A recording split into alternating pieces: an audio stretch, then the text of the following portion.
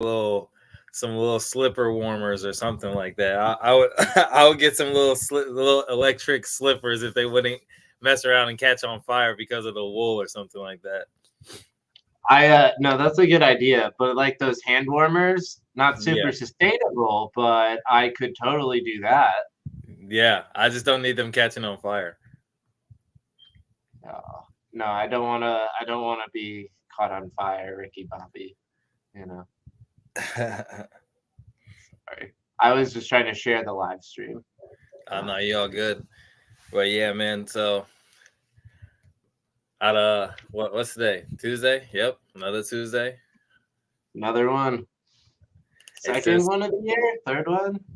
yeah. Wait, today's the third one, I think. Yeah, today's the 15th, so I think this is the third. No, I think this is the second one. Actually, we did. I don't think we had a first one. Let's see. You're probably right. I have no idea though. I have no clue at all either. Well, nowadays, like I feel like Founder Days. Oh, this is our third one. Yeah. Okay, okay. So The yeah, second, the first, the ninth, and now it's the 16th somehow. I feel like days, and especially post COVID, days as a business owner, particularly, just kind of just all melt together. It's Mm-hmm. just like after COVID, it's like I don't like knowing Monday from Friday. It's like, dude, like they're all the same.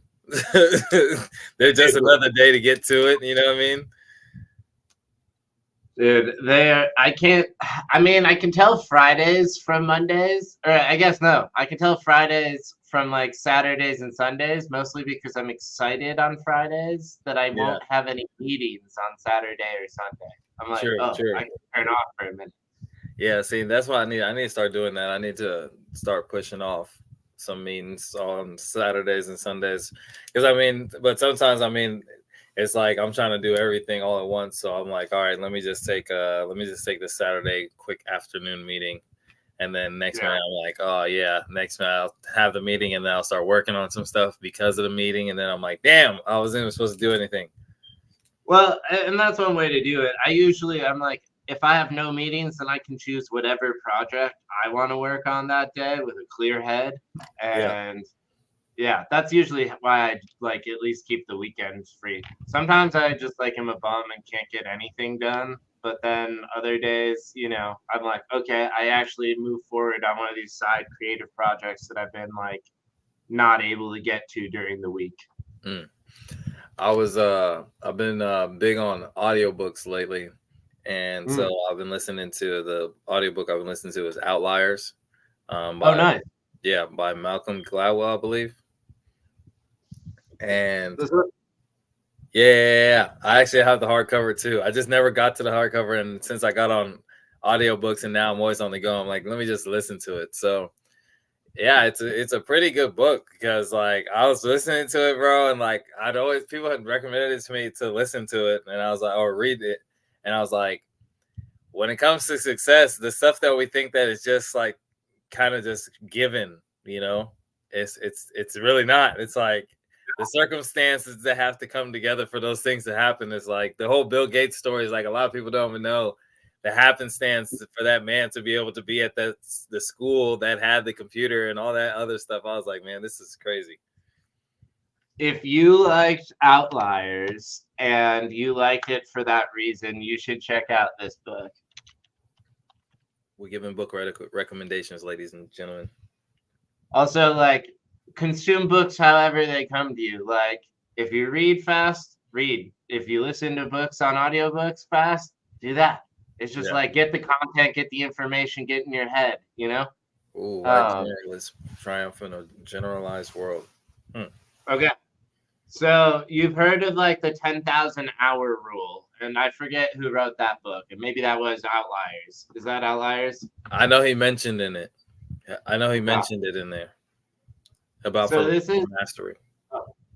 So this book's basically just like how did people take their weird backgrounds and skill sets and use it to do something new? And they talked about, I think, like why Rafa Nadal was like such a great tennis player because he played all these sports growing up or something.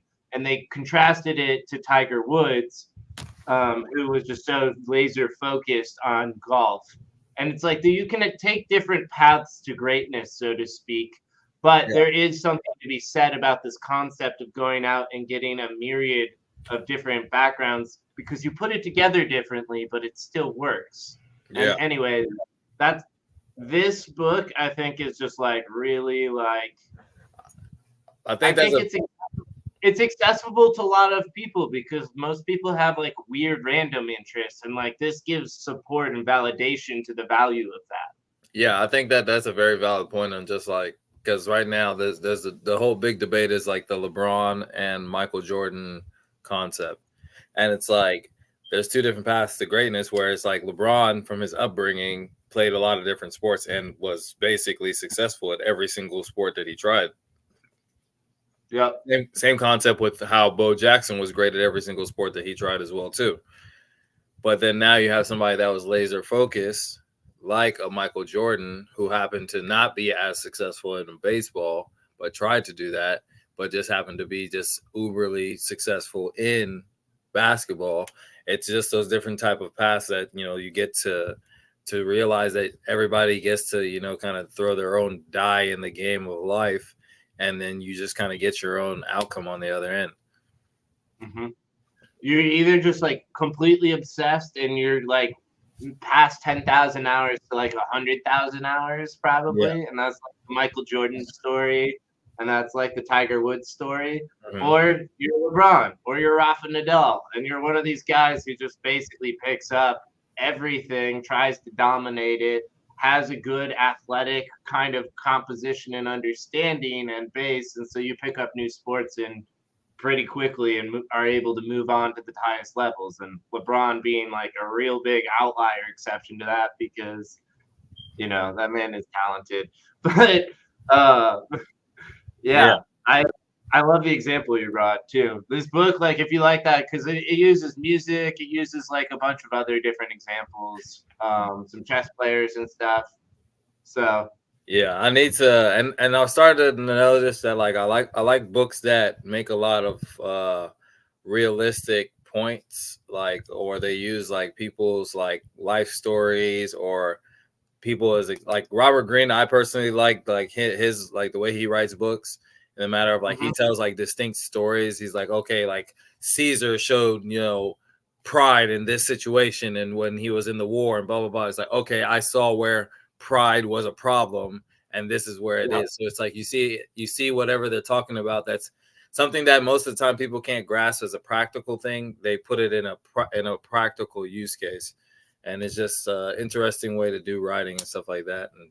And it's just something I was just come across as pretty interested in. So yeah, Outliers is definitely a good book. I'm a little bit away. I think I've got a couple more chapters and stuff like that. So I'm trying to see how many books I can get to this year. I'm trying to nice. see if I can get to. Maybe I might see if I can maybe I'll say listen to because reading is gonna be hard because I can't really like. I mean, I read at the same time, so I'll read different books. Right now, I'm reading a book about the U.S. payment system, like from like the inception of America to like now, and like basically like how the banks formed and all this other stuff and whatnot. So it's like this whole like little informational book, and it's a pretty good read. Just on like the different laws and stuff that was passed for like the Federal Reserve and basically how everybody hated the Fed because it was like, how are they in the game making the rules and there are competitors at the same time? That makes no sense. And so all the regional banks were like, dude, this is lame. They're like, dog, this they was like, dude, they're making the rules and they're playing in the game at the same time. What the hell? And then now Dude, here we are. yeah, same thing over and over and over and over again. Yeah, so it's like I said, it's just an interesting stuff that I just come across and been reading and listening to.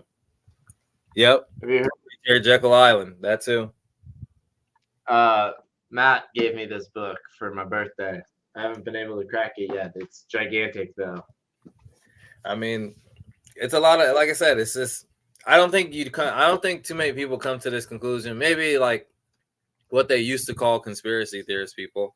Right now, I think most crypto people all fall in that same bucket because we all know now that it's not conspiracies, it's just what is. You know what I mean? It's like We used to be like, oh my God, the Illuminati controls every single corporation. Well, we know now who controls every single corporation.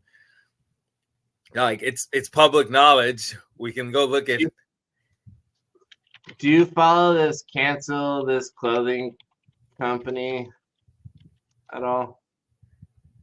I think it was like I think I just saw something about a dude that he just had a post about it. Yeah, I literally just saw that. I was actually about to finish it the other day.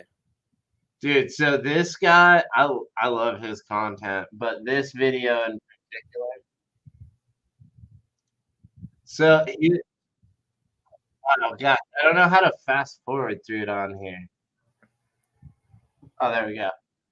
So he goes through and basically shows how all the companies own each other, and then Yep. at the end of the day, GameStop is really the only thing owned by retail. And then he gets to this point where he's basically like, okay, white is basically retail money ownership, and black is the companies owning themselves. So Yep. white is basically the only real money in the market, and then this is all of this inflated value, and then gray is private money, basically, and insiders. Mm. Um, but there's some private money in the black as well. And so basically you kind of don't know, but you know the market's controlled by this one basically Group of people. aligned. Yeah, well, it's like an aligned economic interest. You can't like because then if you say it's anything more than that, if that's where you delve on conspiracy, but basically what they're literally doing, right, is if all of these companies own shares of each other, and they all of like the private equity and the asset management and like the 401k pension providers, all of the basically the asset manager class, right? They all own shares in each other to align their interests, right? This is where like the lobbying for the rules comes in, and we all basically make money, so let's all participate in this somewhat. Yeah. And and so then all of these asset management companies are like, all right, we're going to buy from the venture capitalists the most promising companies that can represent an entire industry. And that's what IPOs are. And every now and then, new companies will come in to challenge that.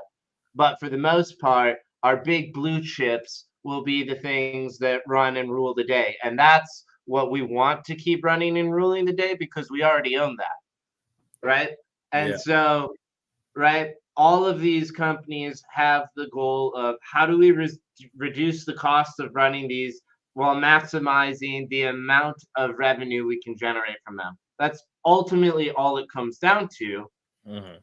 And when they own bits and pieces of each other, it's like, oh, if it's better for so and so to eat the cost here in this industry because their margins are so fat and it preserves the rest of the industry, these asset managers have insights into that, and they advise these clients on their mergers and acquisition strategy and other things like that.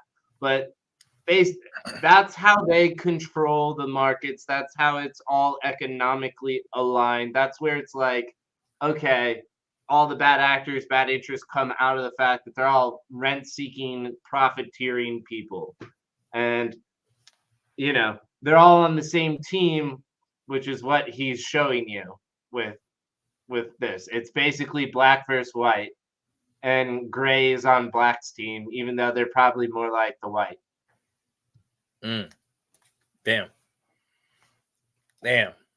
I mean, at the end of the day, it's just. I mean, it's a plain Jane truth, man. It's like if you're just looking at it, it's like more or less we're all playing the same game of money. They just happen to be at the very, very tippy top of it, and now they're just the ones who are just directing all the other. Like you said, it's just like basically they just direct all the businesses that happen to get to scale and can be able to suffice for the whole industry.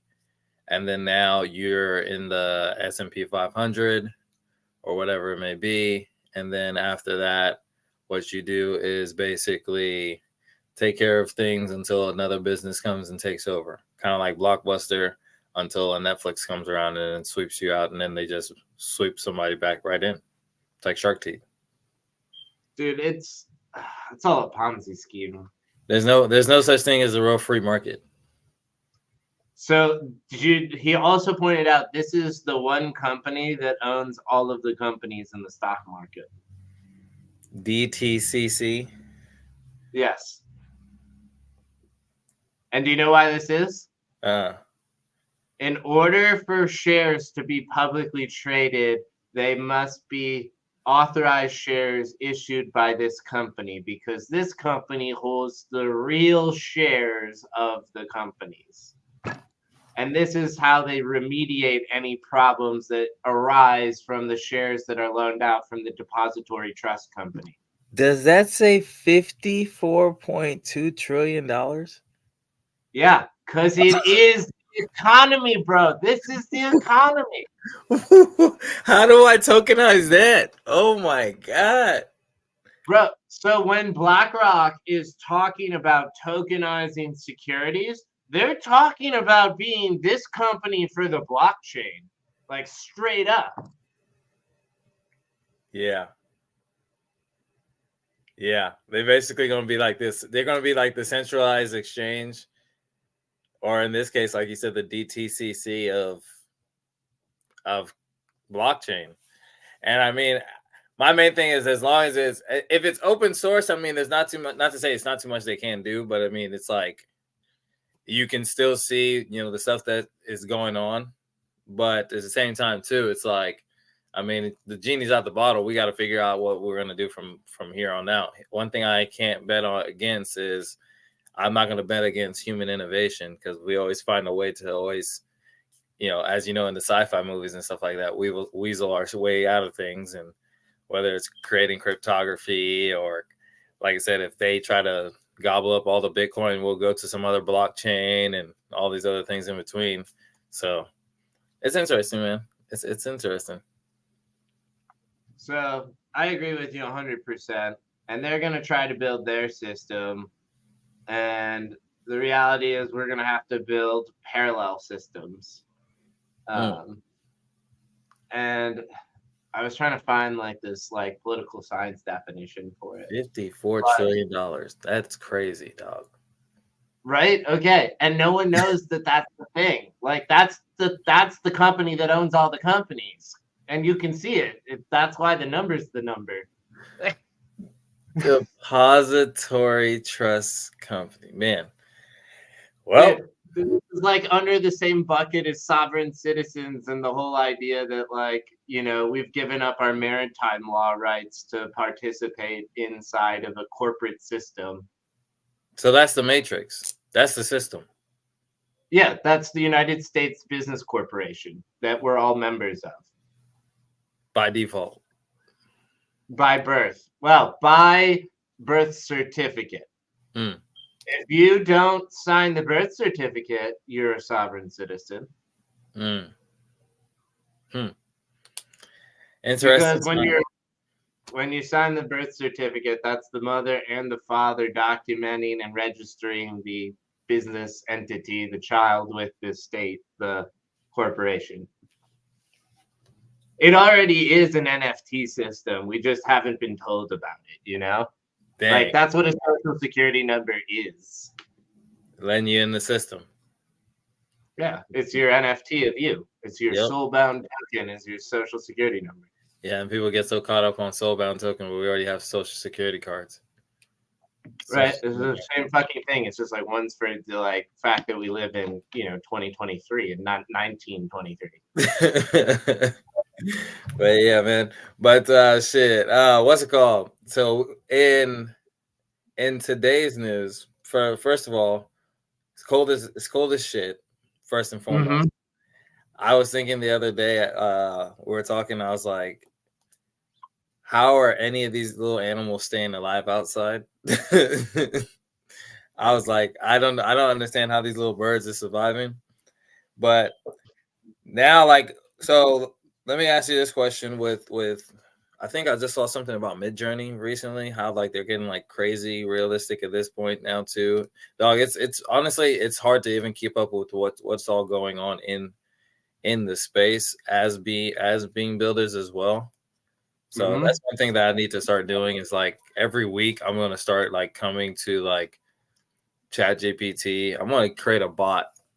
I'm gonna create a chat bot that's just gonna update me on everything AI, and I'm gonna come to it every week, and then I'm going Hey, to. do you want to participate in a newsletter that I'm trying to write twice a week? Sounds good. What's up?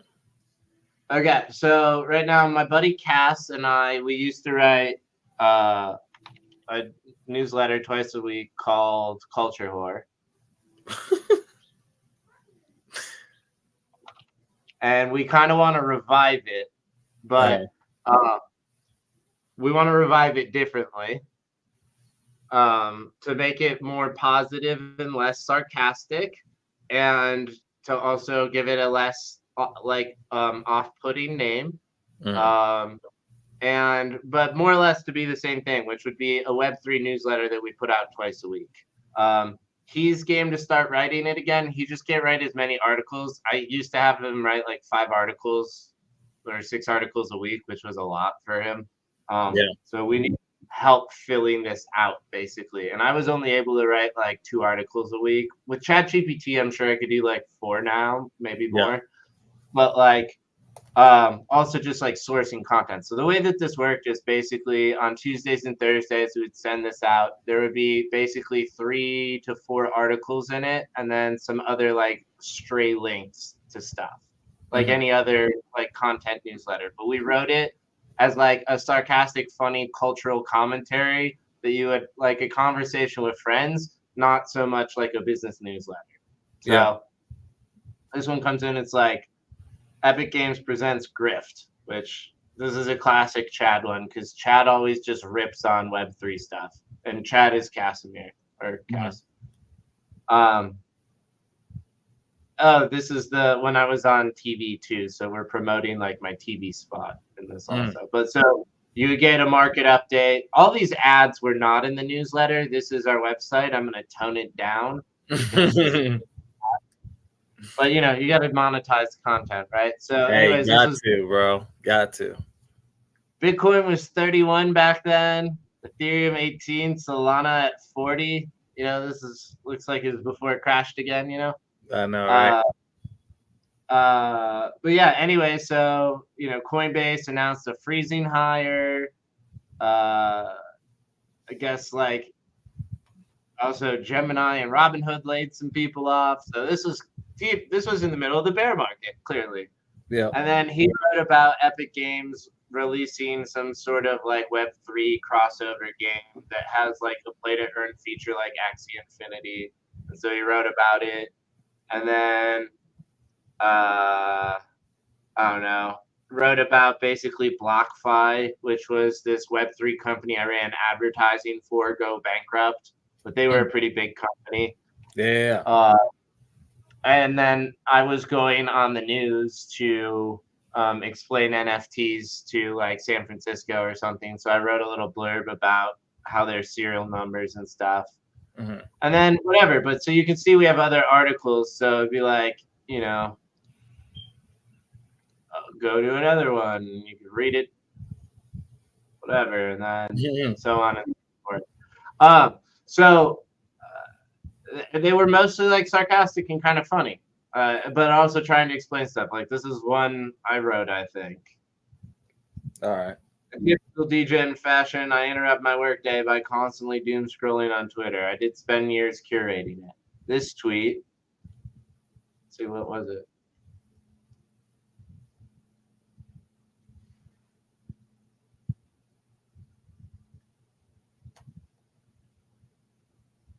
I don't remember this.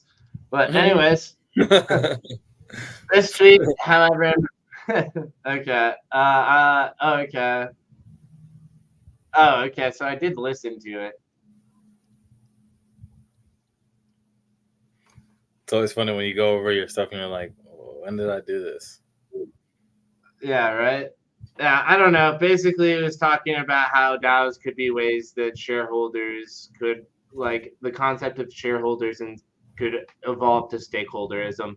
So this is like obviously, you know, when the conversation wasn't that popular because I feel like that concept's been around for a while now. Yeah. You know, When did we write this one? January 2022. So it's been it's a treasure trove. Like we started writing in September of 2021. Oh, nice. You guys So for a while. Yeah. So if you're ever interested, like the idea would be like take something we found on Twitter or Reddit and write like 300 to 500 words of whatever you want about it. And then like we would include it in the newsletter that went out on Tuesday or Thursday. And then, you could include links back to your website and include the little articles there as well. Yeah. Yeah. I need to get, at some point, I do need to get some type of newsletter for sure. That's why I was even thinking about it. Is like, I need some type of thing that like, and that's why I'd probably say is that I need to like have ChatGPT cook me one up like every once a week or something like that. And then to the point where, like I said, it's like, because my main thing is like the writing part is like the hardest part. that's what it is for me. Is like that's the hard part, is that now with ChatGPT I can literally just ask it to just do whatever I need it to do. Yeah, all you need to do is go source some content, label it as a topic, take a stance, and then have ChatGPT fill in the details. Basically. And then you edit, correct it, putting it in your own voice, and then boom, it's out there. Punch it up a little bit, and you've got a newsletter. Yeah. Yeah, I do need to do that. But anyways, we'll probably go back to launching that in the next week or two. So if you see that in your inbox, that's why. We're calling it heart. We're calling it Heart and Soul this time. Heart and Soul. Yeah, I think that's a little more welcoming than the other one. Oh, you didn't like culture whore? I mean, it wasn't a matter of my taste. It was the people that would try to promote it and wearing the shirts or merch that would have been coming along. Yeah, I figured it'd be some very edgy Gen Z kids wearing it, if anyone. Oh yeah, definitely in the high schools for sure. You would definitely go TikTok viral. I need to. You're like, what the fuck is this brand? I know. So I was I've been big into. So I've been looking into Pokemon a lot. Yeah. And so, because man, I think about it every day because like my what's it called? I think about my holographic Pokemon that my mom tossed away to the wind, and I'm trying to figure out how I can get back in the game and not lose all my money, because it's a lot of money to be made in this space, man. That's why I'm trying to see what ChatGPT can put together for me for a game plan to get back into the Pokemon game, so I can get all these lamos out of here, man. Because it's a lot of people that are in it and they're not there to be true Pokemon masters. So I'm trying to see how ChatGPT, because right now I think like the average person, I mean like profit wise, bro, it's crazy the amount of profit people are making in this space. That's one thing that's like people don't really understand, like because of what's going on with inflation, stupid stuff like Pokemon cards. Now I think it's like Yu-Gi-Oh cards too. Like all these collectibles are just going through the roof. And it's like just because of the fact that they're just printing more money over and over. So people are like, well, in the card collecting community or collectible community, people are just, snatching up a bunch of stuff. So I was like, man, I've been like debating, because I was like, man, I'm going to get me some Pokemon cards real bad. Plus, too, I want to get some more Pokemon cards too. I'm always like a big kid. But there's a dude, Blake Martinez. He made like $600K. So I was gonna ask ChatGPT, how would I put together a process to make $500K from Pokemon cards only in the next 12 to 18 months?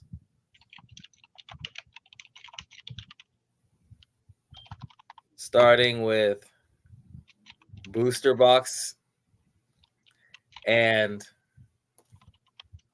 $200.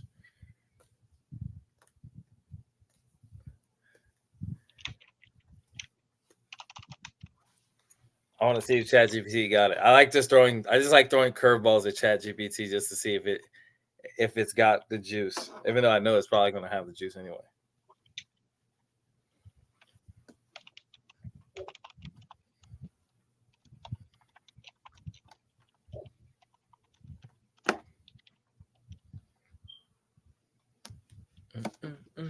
All right, I gotta go get the dogs because they're barking like crazy.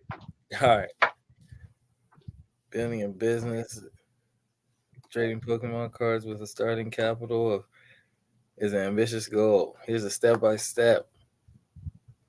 Learn about the Pokemon trading market. Research which cards are in demand. The rarity. Stay updated.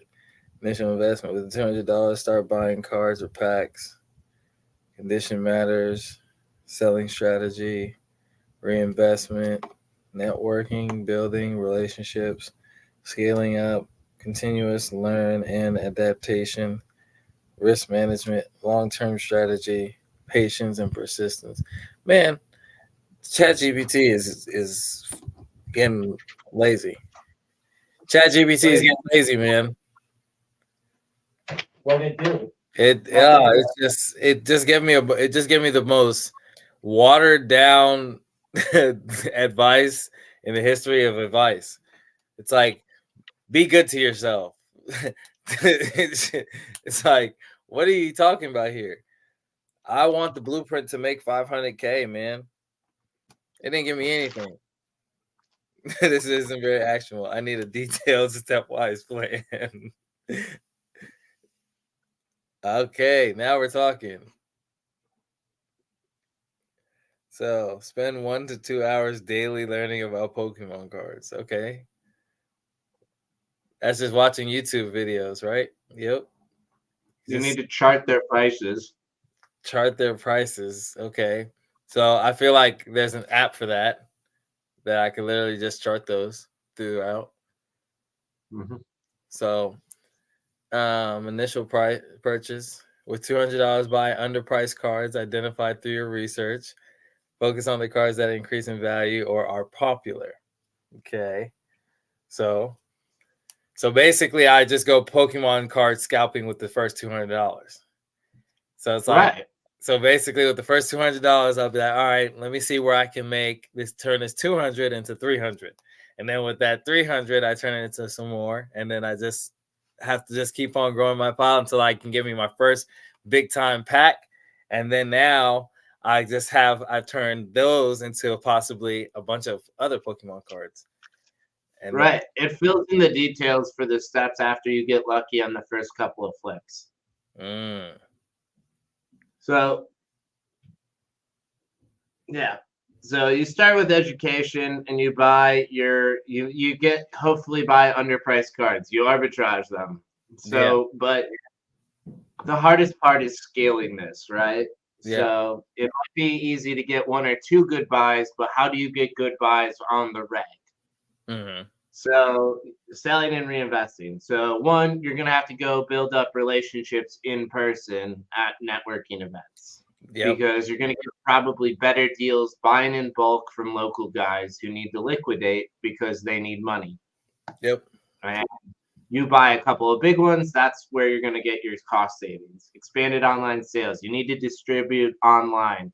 Maybe it's getting your own platform beyond just the like existing web platforms where you can buy and sell like eBay.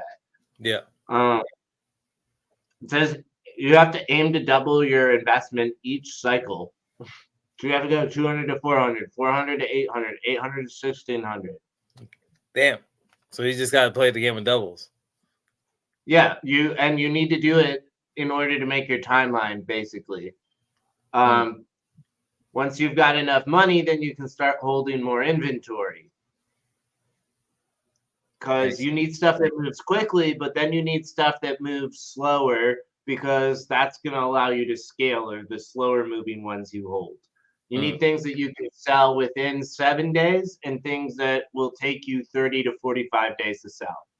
But you're going to be able to make more money from the 30 to 45 day sales because there's a lot more of those available. But you have to hold more inventory in order to meet those sales. For all the hot ones, you're going to be playing a game of like fast-paced buy low, sell high. So what if What if I just instead created a website that I sold my Pokemon cards that I wanted to get rid of on the website. And so Mm-hmm. now every time I know I want to sell, I'm just going to put it on the website and I put it on there for market prices. And I just use the application. I think it's like the collector or something like that, where it already has like all the market prices and stuff like that. So basically, I'm kind of streamlining the process of me being able to do the arbitrage and also being able to scale the process of me being able to make sales, because then I can just sell it and then now I can just ship it and all that other stuff in between. Yeah, but the hard part for you is discovery. Mm. Who are So you gonna sell it to? I have to do it on like Whatnot. I have to do it on certain apps, or I'll have to do it Well, on like Facebook Marketplace or Instagram. I might start selling Pokemon cards on Instagram. sure, but you'll have to be everywhere, really. Exactly. Or I could hire an influencer to work with them. Be Sure, like, but you're increasing your costs. if I give them a cut of the revenue, maybe. I know, but you only have $200 right now. Oh yeah, no, for sure. I would say I'll buy my first pack and be like, hey, let's split the revenue of doing a pack. Every time we get some good cards, we can split it. But you're gonna end up using your split to reinvest in growing, and he's gonna just pocket his split. Yep, I'm gonna lose every time. So that's why I got to grow it organically and just be a Pokemon aficionado and just love it and just do it for the grind. Sure, but you should just use other people's marketplaces that already exist where the trading's happening. True. Because then you don't have to worry about discovery because their platforms do discovery for you. Yeah, I guess you could do it on. I guess you could just sell your stuff on TikTok too. I don't even know why I didn't think about it. You could sell on the TikTok marketplace. Yeah, that'd be one way to get distribution. But literally, people buy these cards on eBay, I assume, and Poshmark, so sell them there.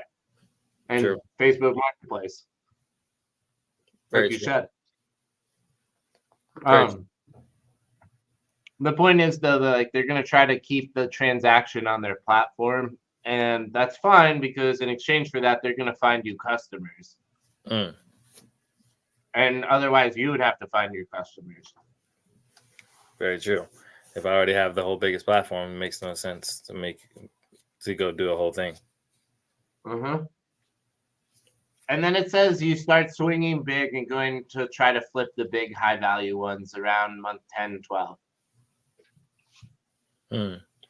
So like the $2,000 Pokemon cards, you'd look to try to acquire them for 1,500 and sell them for 2,500 type moves.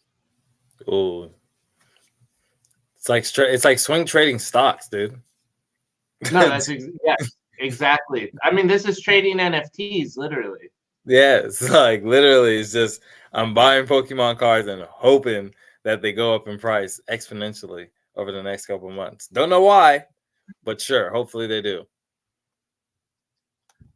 I would imagine that the guy who made 600,000's been holding his cards for a while. Oh yeah, for sure. He sold his Charizard, I think, and that's what made him enough, because he was playing in the NFL. It's Blake Martinez, and he was playing Uh-huh. in the NFL, and then he sold that car for like 600K, which was like it's basically like half of his salary for the year. Yep. And then crazy thing is that, yeah, and then his business brought in like $7 million in like 8 months. Now he happened to be an NFL player, and he used the cloud of the fact that he quit the NFL to start opening Pokemon packs. Yeah. But yeah, so it was crazy because like he was just literally just, bro, he was just selling NFTs, bro. Like that's all it is, dog. It's like I'm just buying cards and hoping they go up in price and selling them. That's it. Yeah. Yeah. And It people, go ahead. I was to say it really helps that he had the network and the visibility he does though too at the same time. Oh yeah, for sure. Because like I said, he used that like to like on ramp to the next point where it was like he went to like what he had like a deal. He had like a deal with like Whatnot, which is basically like this one marketplace. So like everybody was trying to watch his stuff and everybody was buying his stuff. Then he ended up getting into this whole thing with fraud. Right? Yeah. And that's why he's back in the NFL. I didn't even realize it. That's even greater. Yeah, What a bro. full journey there. Hey, bro, from making $7 million in like 8 months to that. But yeah, man, I was thinking, shoot, because what this week I got the World Cup event on Friday, and I've Mm-hmm. been thinking about there's like there's a ton of different solutions that I've been thinking, like especially like different industries pertaining to like what's gonna go be going on during the World Cup in Mm-hmm. particular. Because like right now, I like the industries that I wanted to tackle was health and safety, um, obviously real estate and hospitality. Um, Matter of fact, I guess this is something we could just ask ChatGPT. What would be the main industries impacted during the 2026 World Cup here in Kansas City?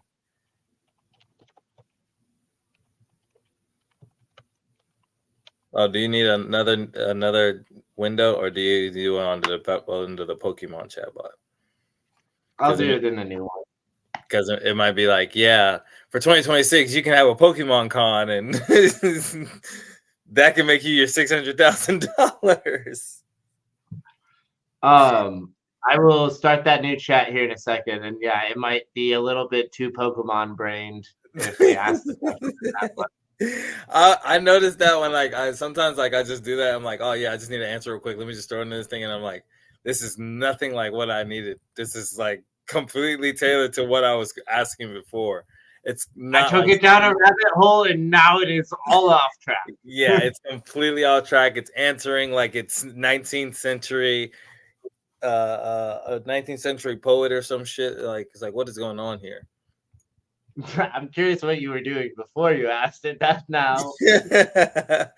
Bro, I be asking, dude. I like literally when I go and ask it. I didn't do 19th century poet, but like It I sounds like literally you just did. I just I just literally just ask it. Like I'll tell it like I want you to be a world class producer that works on superhero films, and I want Okay. you to put together this script. I make it be the best of the best because it doesn't know. It doesn't know the difference. So I'm like, it's not Yeah, lying. It's like I'm just telling you what I want you to be to give me the best advice. Like that's it. yeah, just be a little Delulu, and Yeah, then like I go. need you to be the best thing on since sliced bread, and then give me the best answers out there, so that way I don't have shitty answers. Yeah, I think that works. It's very usable. I That's call it setting the context. yeah, exactly setting the context and setting the standard. But Mhm. oh yeah, so the question I was going to ask is basically, what would be the top industries? Before we ask it, I just wanted to show you this one because I thought you'd like it a little bit. Oh, what is So, this?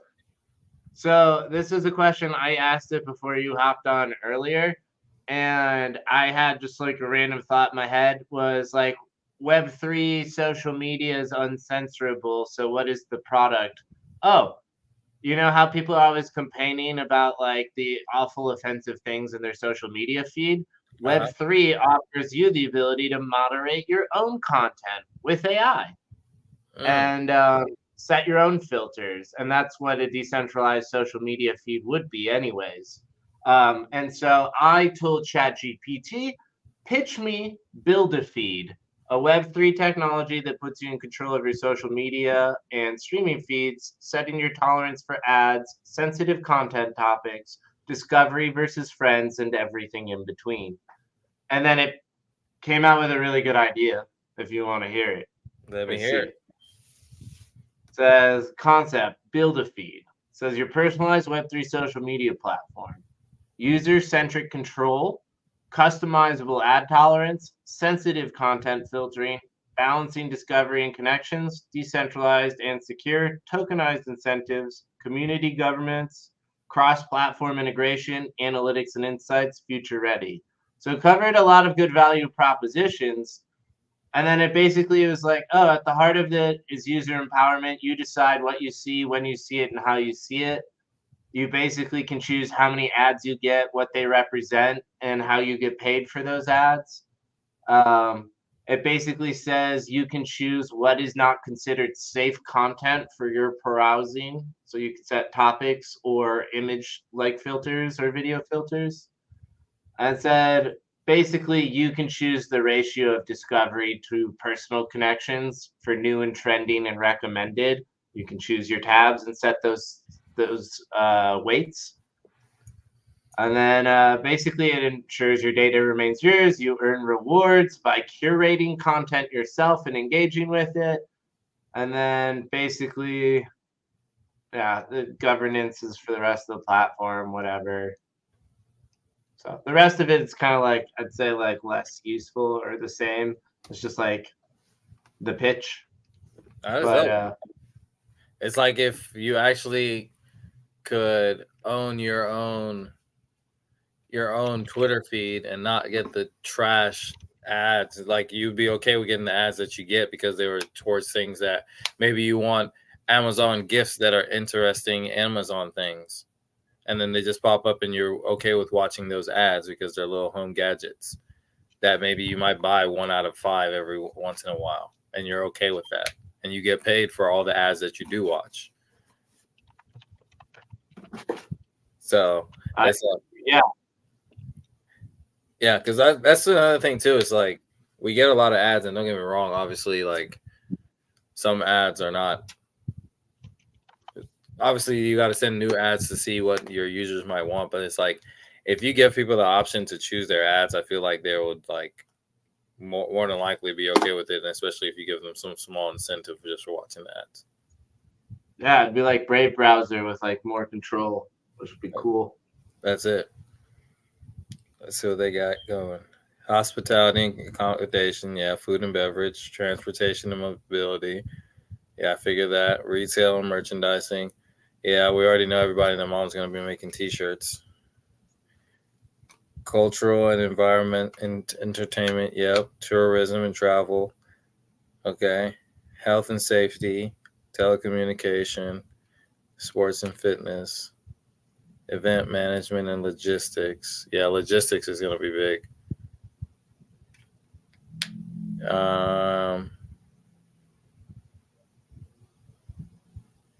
Security, yeah, definitely. Sustainability and environmental services. Yep. So it's 12. Dang. So it's 12 industries.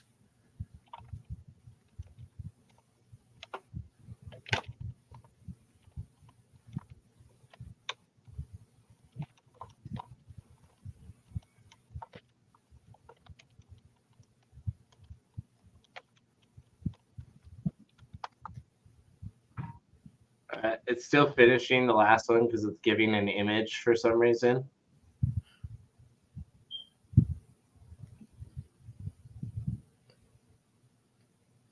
All right. It just says, here's an illustration depicting the vibrant, bustling atmosphere of Kansas City during the 2026 World Cup. The image captures the essence of global sports event with diverse crowd, colorful decorations, and the lively spirit of the city as it embraces an international event. Oh, it's going to be packed. I'll tell you that for sure. I mean, I think that's supposed to be Kaufman, and that's that one building downtown. So Caranis's CD. Yeah, right. AI is getting better, but not there yet. Oh, we still didn't even go back to Midjourney to do a prompt over there. It says agriculture, local produce, barbecue, specialty foods, craft brewing, distilleries, arts and crafts, music and entertainment, sports memorabilia, tech and innovation hubs, educational, historical attraction, green businesses, health and wellness businesses, local media and broadcasting, event planning, and decor spaces. So it gave us a little bit more Kansas City specific stuff too. In seconds. Basically, this is exactly what more or less a FIFA group might need to know what they need to tackle going forward for a lot of these industries and stuff like that. Because I mean, a lot of people I'm thinking about there's gonna need to be an application that you can basically download when you get to the airport as a tourist, that now you just choose your language, and then basically it just tells you where you can go throughout Kansas City. And it just directs you, specifically because you got to think there's going to be a lot of people here that are not going to be able to speak English. And they'll work their phone, obviously, but then now it's like reading signs going around Kansas City. It's like, that's going to be hard. So it's like I think a lot of Kansas City people don't kind of think in the international sense because not too many international things come to Kansas City. So thinking about international solutions, it's like you're not really thinking about it.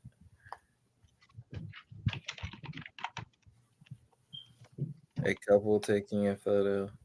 Which about to throw in there?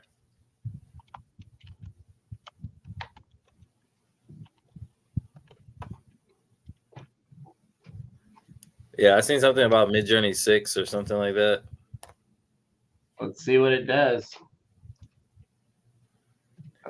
Bro, this year is about to be wild because we're about to have a presidential election with AI, and old boomers can't even understand the difference between AI images and real images. I mean, this is an AI real image. It looks fake still to me, but like at first glance, it would fool me. Yeah. All right, this is gonna be interesting. It's still going. Oh my goodness. We're at 30%.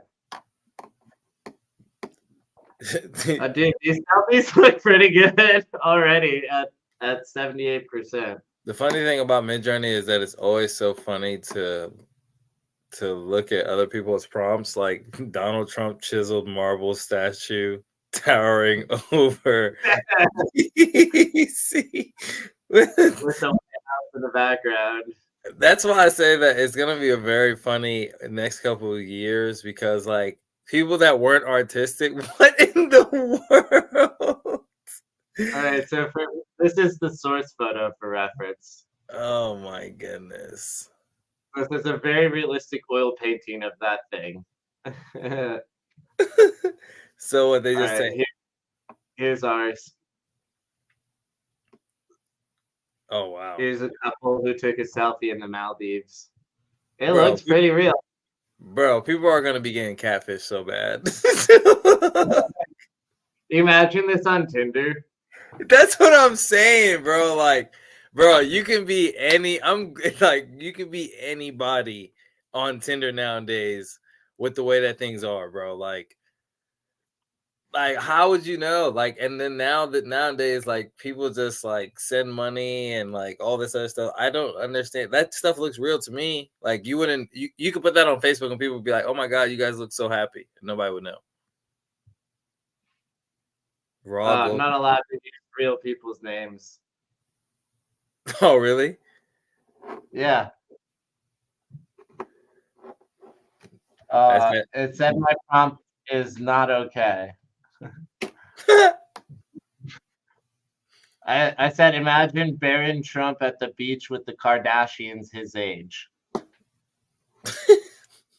right, let's try something else.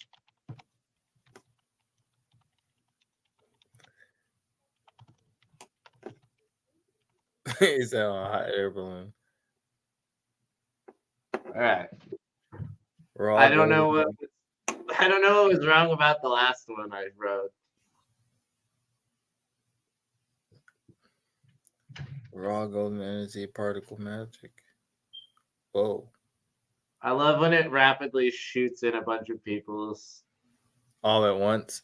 So yeah, so that's my thing too. Is like, bro, like I'm just thinking about like all the GPUs that like are running at Nvidia right now, just like constantly nonstop. And all the money that they're just making on that. Every Oh, single here we one. are. Oh, it's Donald. I feel like I could see that first one in somebody's house. I could see that. I could see that definitely like in somebody's house, like in their foyer. This one right here looks very photorealistic in terms of like the face. It's like a young 50-something-year-old Donald Trump. It's so weird. LeBron James playing Jeopardy. He should have put it for LeBron James playing intergalactic Jeopardy for the fate of humanity. Well, we can always, you know, Fuck it mix up. it. Yeah. Because now it's All like, right. bro, like now all the stupid shit that you was like, people are like, that's stupid. That doesn't make sense. Okay, watch. And then it's like 2 seconds later, the shit's really here. Oh my goodness, what the hell? It's the realistic oil painting of that one GIF again. Bro, because think about this. Everybody's gonna be doing these, and then now you'll just take the best ones or the ones that are most artistic, and then you'll turn it into an NFT, and then you can sell it to a gallery, and then you made money off of something you didn't do. Oh, that's dope. Holy Yeah, shit. but it's also definitely very wrong. Yeah, I spelled Jeopardy wrong. That's why. yeah, but those pictures are dope. Holy shit. Oh yeah, Definitely. that's it. I made I got my first Solana NFT. I made my first one. Soul Gang. I'm about to start putting. Yeah, I don't think I'm gonna be putting any NFTs on ETH anymore because I ain't got the money for gas to be minting on there. Yeah, it's such a waste of money, and like if Solana's gonna be around for as long as Ethereum is, because it's like the usable version of it. Yeah, because like I was like, dude, I think I minted mine for like 0.03 Solana or something like that. Like, and I was like, bro, that cost me like $2. Or I don't even think it was even that. It was like $1 or something like that. And I was just thinking to Really? myself, like, why would I go back to ETH? To literally you're literally doing the same thing. Like literally doing the same I thing. lost. I had to send someone USDC on ETH, and I had USDC on Sol, so I had to bridge my USDC on Sol to ETH, and I lost like $15-20 in converting it. All for it to be in the same damn token. Uh-huh. Stupid shit. This came out interesting. This is Adam Sandler. Yeah, So that's it said LeBron James playing Jeopardy against Adam Sandler, Barbara Streisand with Steve Harvey as the host. Didn't get Steve Harvey at all. Barbara Streisand looks like some people, but I'm not sure it's her. Adam Sandler looks very dark. it looks like it looks like I almost called him Tony Stark. Robert Downey Jr. on Tropic Thunder. That's who he looks like. That's exactly who I was thinking of. Oh my god. I was Okay, like, yeah. I was like, Spot on. I was like, I know he looks familiar. I was like, that's who he looks like. He looks like damn Robert Downey Jr. in Tropic Thunder. It's like, dude, that could not have been more specific. Like I couldn't find the word for it in my mouth, in my head. Like, what was I thinking of? You could not have, like, that is so, yes, spot on. That is what that is. Yeah. AI just literally just cooked up Robert Downey Jr. in Tropic Thunder. That's crazy.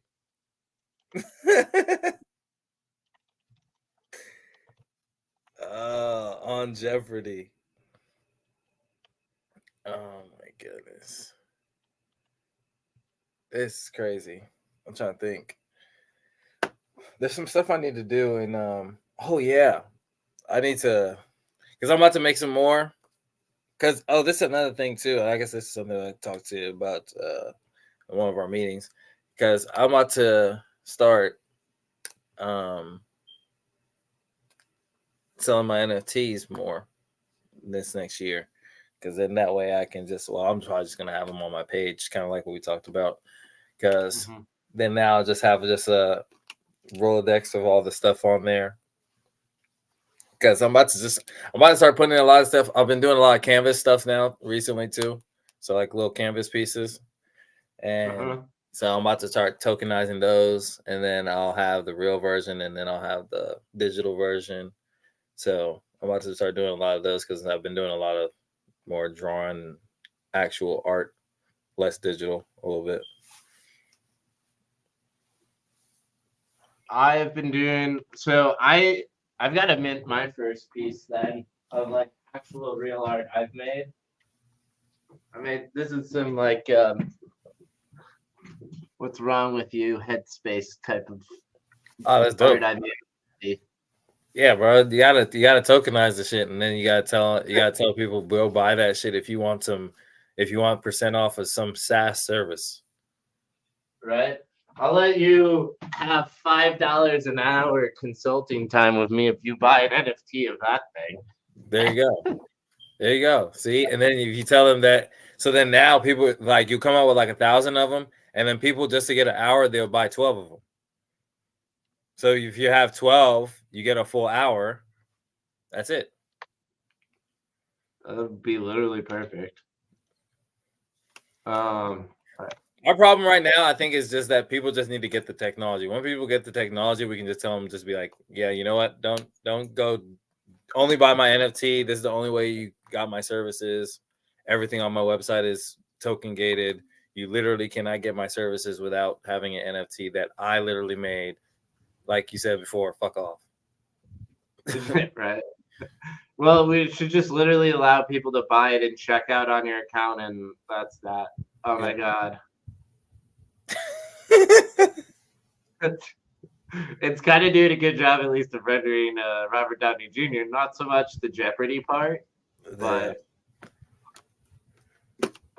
maybe if we remix it as the game show Jeopardy, it'll help. Somebody's mad. What? Where? They said fuck Biden.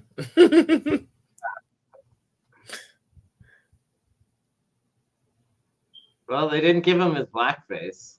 I know, right? Guess that one looks like he almost kind of looks like Gaddafi in the fourth one. Yeah, he does. Or like a Colombian drug lord or something like that. What are they?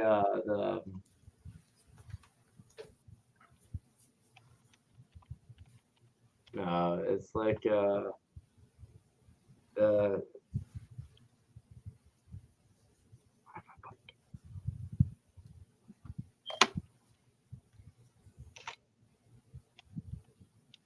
yeah, and Contra arms deal.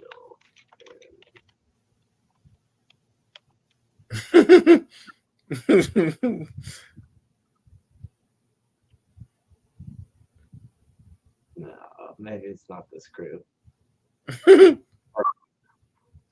was real specific. You're not familiar with the Iran-Contra affair? Not like specifically. It's the time we sent guns to how did it work? So we sent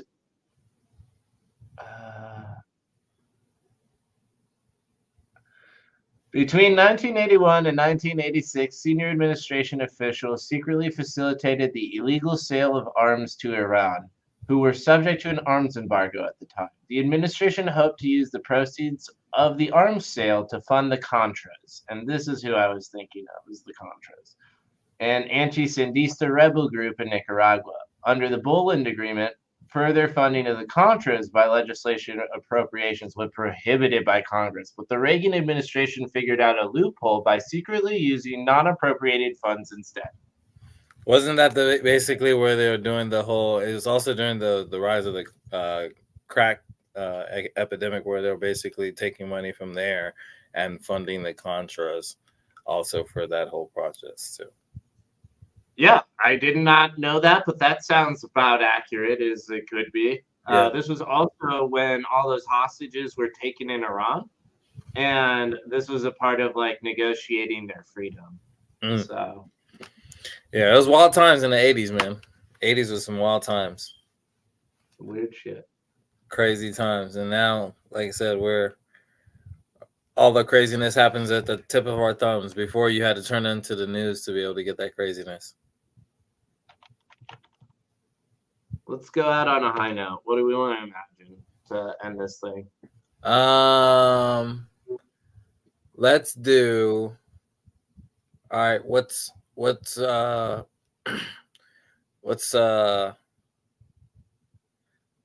let's do a futuristic Dexter's Lab with him being in a lab creating a nuclear bomb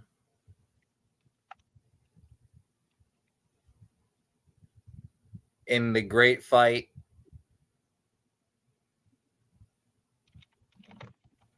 against an incoming threat, being the only hope. Oh yeah, that's fine. I was just telling you. Once you start to get to it, like get too far into it, it stops losing the context. It has less brains than ChatGPT, and also more at the same. You know how a picture says 1,000 words? Mm-hmm. You need to somehow be able to use like 5 words to be able to describe that 1,000-word picture. Mm. Because if you try to use all 1,000 words, it has like 10 billion pictures in its head. Damn. This is not Dexter's Lab exactly. Close. Not really nuclear bombs either, but it's coolish looking. Yeah, that It's down like, that bottom left one. If he had blonde hair, it'd almost be a El Prof. yeah, I can see that for sure. What am I working on there? The ones up top right are the closest I feel like to the Dexter's Lab aesthetic, while also not being at all. It's just like closer to like Scooby Doo early 2000s on Cartoon Network. Yep, those are great times right then.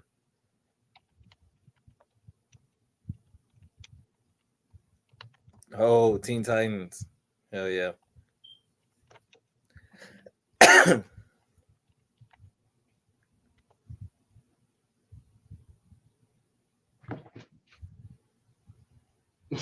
D&D map of the Serpent Queen, large. Oh, that's kind of dope. That first one is kind of crazy. Dude just uploaded a photo of himself.